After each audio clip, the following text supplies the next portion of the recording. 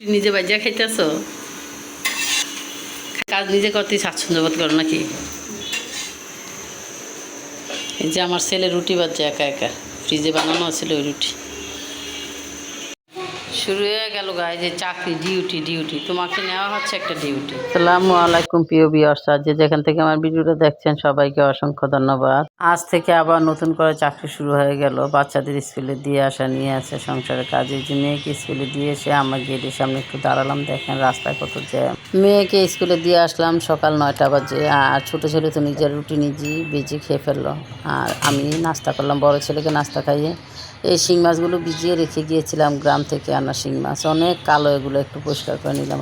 আমি শিং মাছ বেশিরভাগই পেঁপের চিকলা ব্লেন্ডার করে ওইটা দিয়ে পরিষ্কার করি, একদম সাদা দপদপে হয়ে যায়। আজকে আমি গুনার মাজনটা পরিষ্কার করলাম, কারণ এই গুনার মাজনটা আমি খুব একটা ব্যবহার করি না, কখনো যদি প্রয়োজন হয় তাইলে। এটা এক্সট্রা একটা আর কি, কখনো যদি পেঁপের ছোকলা না থাকে তাহলে আমি সাদা করছি, কিন্তু আমার মনের মতো করে করতে পারলাম না, এদিক দিয়ে করতেই পারি না, আমি হাতে বাড়ি খাই বারবার জালিটা, তাই।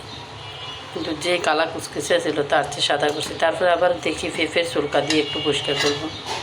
পেঁপের চুলকা বাসায় নাই, পেঁপে থাকলে পেঁপের চুলকা দিয়ে একদম পরিষ্কার করে ফেলতাম, সাদা দপদপে হয়ে যাবে। রান্নার আগে পেঁপের চুলকা দিয়ে পরিষ্কার করে তারপর রান্না করব। ফুলকপিটা আমি ওই যে আস্তা কিছু ফুলকপি ফ্রিজে রেখেছিলাম, প্রায় 5-6টার মতো। ওইখান থেকে একটা নামাইছি। আজকে আলু দিয়ে টমেটো দিয়ে রুই মাছ দিয়ে রান্না করব। আর বাঁধাকপি ছিল অল্প একটু ফ্রিজে সিদ্ধ করা, ওইটা রান্না করবো আর কি, ডিপ ফ্রিজে রেখেছিলাম টেস্ট করার জন্য যে কেমন হয় বাঁধাকপি সিদ্ধ করে ফ্রিজে রাখলে। মোটামুটি ভালোই লাগছে, মজাই লাগে, খুব একটা খারাপ লাগেনি। সকালে ঘুম থেকে উঠে বাচ্চাদের স্কুল খোলা থাকলে মনে হয় যেন একটা জ্বরের গতিতে কাজ করতে হয়। মেয়েকে স্কুলে দিয়ে এসে নিজে নাস্তা টাস্তা খেয়ে যে সব কিছু রেডি করে রান্না বসিয়ে দিলাম। 10:30টার দিকে হাজব্যান্ড অফিসে যাবে, ওর খাবারটাও বাসা থেকে দিয়ে দিতে হবে। তারপর তো সংসারের কাজ আছে, বাচ্চাকে আবার আনতে যেতে হবে। মহিলারা এত কাজ, এত পরিশ্রম করে, তারপরেও দিন শেষে নিজেরাই বিচাইরা তো পাই না কি কাজ করি। আর পুরুষরা বলে যে তোমরা কি কাজ করো, বাসায় বসে রান্না বান্না ছাড়া তো আর আমাদের কোনো কাজই নেই। এটা শুধু আমার বেলায় না, সবার বেলায় সব মহিলারাই ঠিক সেম পরিশ্রমী করে। হয়তো কেউ চাকরি করে, কেউ মাস্টারি করে, কেউ বাচ্চাদেরকে সময় দেয়, স্কুলে সংসারে কাজ করে। প্রতিটা নারীর জীবনই এরকম। আজকে আমার রান্না বান্নাটা একটু বেশি, একটু সবজি রান্না করব, তারপরে মাছ, শিং মাছ দিয়ে সিমের বিচি দিয়ে রান্না করলাম, একটু শাক রান্না করলাম, গ্রাম থেকে এনেছি। টুকিটাকি মিলিয়ে 4-5টা তরকারি হয়ে গেল।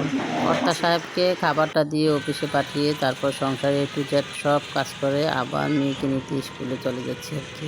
মেয়েকে নিয়ে এসে আবার বাসায় অনেক কাজ। আজকে পড়াশোনা কেমন হলো? ভালো। মেলামেলা কি না, তাড়াতাড়ি কোথায়, 1টা বাজে, এখন 1টা 10 বাজে। অনেকদিন পরে স্কুলে গেছে, মন খারাপ লাগছে? লাগে নাই? আচ্ছা ঠিক আছে। সবাইকে ঈদ মুবারক জানাইছো স্কুলে গিয়া?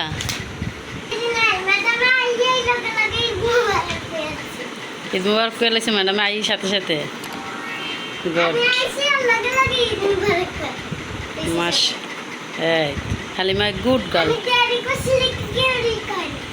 তাই আচ্ছা, মানে সবাইরই একসাথে বলছে, এজন্য তুমি যাইতে দেরি হয়েছে, তুমি গেছো, সবাই ঈদ মুবারক বলছে ম্যাডামে।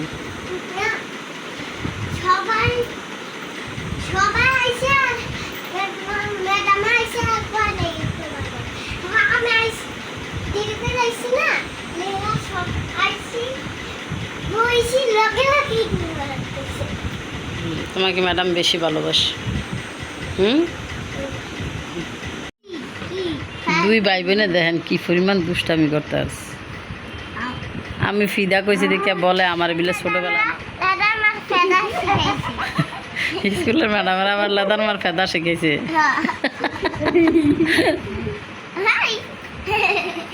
দেখেন ভাই বোনে কি অবস্থা করতে আসছে।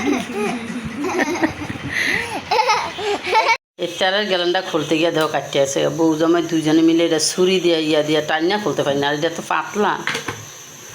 এ সেনা তেল আমরা জীবনে কোনো দিন খাইনি, এই ফার্স্ট খেয়েছি। আর এটার মুখটা একদম হালকা। গতকালকার ডাইলা ছিল আর নিরামিষ আনছে আজকে, তুমি নিয়ে যাও কতটুকু। মাছ তরকারি হয়েছে, এটাও নিলে নিও। একদম ছোট্ট কিউট একটা হাঁড়িতে আজকে ভাত বয়েছে, এক পর্যায়ের নতুন হাঁড়িটা কিনে আনছিলাম আর কি। ভাতগুলো কি সুন্দর করে উতলাচ্ছে দেখেন। আগে আমার শাশুড়ি বলতো ভাত এভাবে উতলাইলে নাকি সংসার উজায়। উজায় মানে এটাই বুঝাইতে চাইছে যে সংসারের উন্নতি হয় আর কি। বলতাম যে ভাত উতলানোর সাথে আর সংসারের সাথে কি সম্পর্ক। মুরব্বীরা আগে যা বলতো আর কি, এই সমস্ত কথা মুরব্বীরা আগে বলতো। সকাল থেকে 1:30টা পর্যন্ত অনেক পরিশ্রম করলাম, তারপর আফা আসলো ঘর মুছতে, ও গরজারও দিচ্ছে আর আমি আমার নিয়ে আতা ফলটা একটু 1 কেজি আতা ফল আনছি গ্রাম থেকে। 1 কেজি আতা ফলের একটা আতা ফলও ভালো হয়নি, সবগুলাই নষ্ট। একটা একটু পাকছে কিন্তু মনে হয় না খাওয়া যাবে। আলমা দেখো তো খাইতে পারোনি, ওইটা না ওইটা কলা আনছিলাম, যে কলাও পাকছে। কলাটার কালারটাই কালো কিন্তু ভিতরে বিসি কলা আর কি। খাইতে পারবো এটা মনে হয় ডেগা, তাই বিসিগুলো এরকম। মাংস নাই, শুধু বিচি, এটার মতো মজা খাইতে।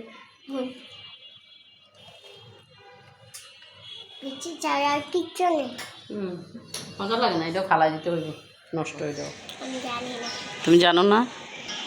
এই কি বলছি আমি তোমার আন্টি, বলো। শোনো নাই তো, তুমি যদি নাই শোনো তাহলে তুমি আইছো আর সাথে সাথেই কইলো কি ইয়া করছে, মিনু আন্টি আসছে, মানে মনে হয় যেন কি কইছে, আবদুল্লারে বকা দিছি, রাগারাই করছে। তোমার মিনু আন্টি আসা পারবো তাড়াতাড়ি, তুমি বাথরুমে ঢুকো গোসল করতে। তোমার মিনু আন্টি 2টায় আসার সময় হয়ে গেছে।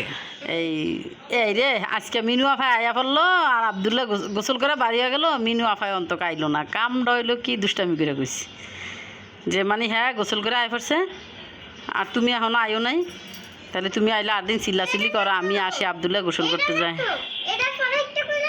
কি বলছি বলো, তাহলে শুনি নেই। হ্যাঁ কোনো এই না শুনলে কোনো কথার মানি আছে? কে ডাল নেই জি মিকেল কেমন বিল ফেসাইছে মাথা। মাংস লও, তারপর টক আছে, মাছ আছে, কি কও তুমি? শুধু বাজি লইছো কেন? গোসল করে নামাজ পড়ে এখন খাওয়া দাওয়া করতে চলে আসলাম টেবিলে। আফায় বলছিল প্রথম খাবার নিয়ে যাব, পরে আবার বললো যে না এক জায়গায় যাবো, তাহলে খাবারটা তোমার বাসাতে খেয়েই যাই। তো খেতে বসে পড়লাম সবাই মিলে। দুপুরের খাবার দাবার শেষ করে বিকালের দিকে একটু বসলাম আর দেখলাম জামার কিভাবে ডিজাইন করে গলার আর কি। তরমুজটা পুরাটাই নষ্ট, একটা তরমুজ কিনে আনছিল, কাইটা দিয়ে পুরাটা তরমুজ নষ্ট, ভিতরে টক টক লাগে, তাই ফালাইয়া দিলাম আর কি। রিজিকে নাই, খাওয়ার হলো না। এক সাইডে দিয়ে একটু এই যে সামান্য মনে হয় 2 ইঞ্চি জায়গা একটু ভালো।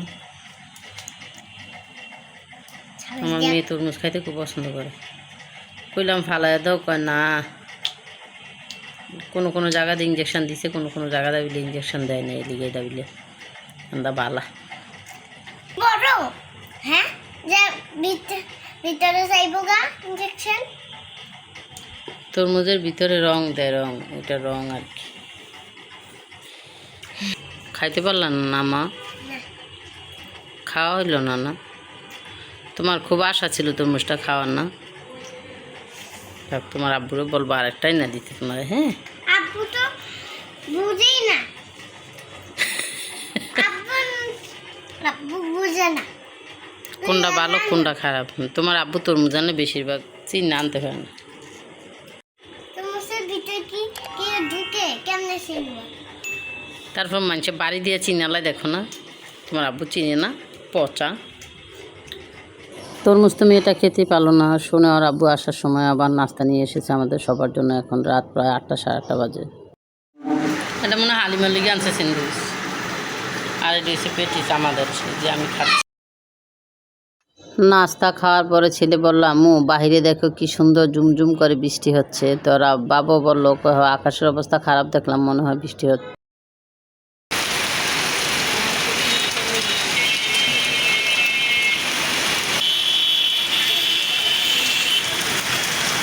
এইবারের মতো প্রথম এই ডাকাতে বৃষ্টি দেখলাম আর কি। বারান্দা দিয়ে অনেক দূর থেকে মোবাইলটা ধরে মানে সামনের দিকে এগিয়ে একটু ভিডিও করে নিলাম, খুব ভালো লাগলো।